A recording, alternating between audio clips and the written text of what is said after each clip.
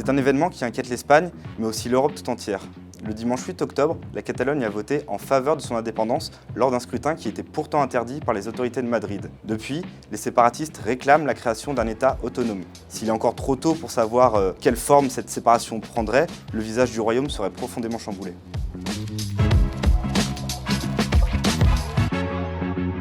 Avec 46,5 millions d'habitants, l'Espagne est actuellement le 5e pays le plus peuplé d'Europe.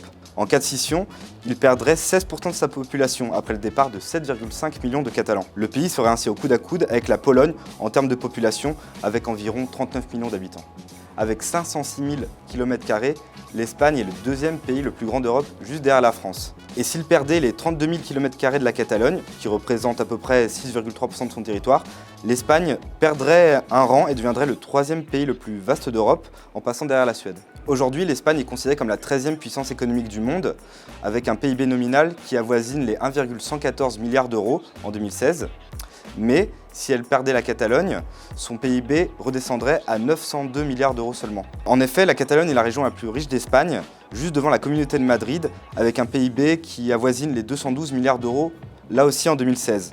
Si on devait faire une comparaison, on pourrait dire que le PIB catalan correspond à peu près à celui du Portugal ou de la Grèce. Alors si la Catalogne est une région économique importante en Espagne, c'est parce qu'elle accueille aussi le siège de nombreuses grandes entreprises. Sur les 20 plus grandes entreprises d'Espagne, 5 ont leur siège à Barcelone ou dans les alentours. Avec 75,3 millions de visiteurs en 2016, l'Espagne est la 3e destination touristique du monde, juste derrière la France et les États-Unis. À elle seule, la Catalogne en a attiré 18 millions, notamment grâce à sa capitale Barcelone, mais aussi grâce à ses plages de la Costa Brava.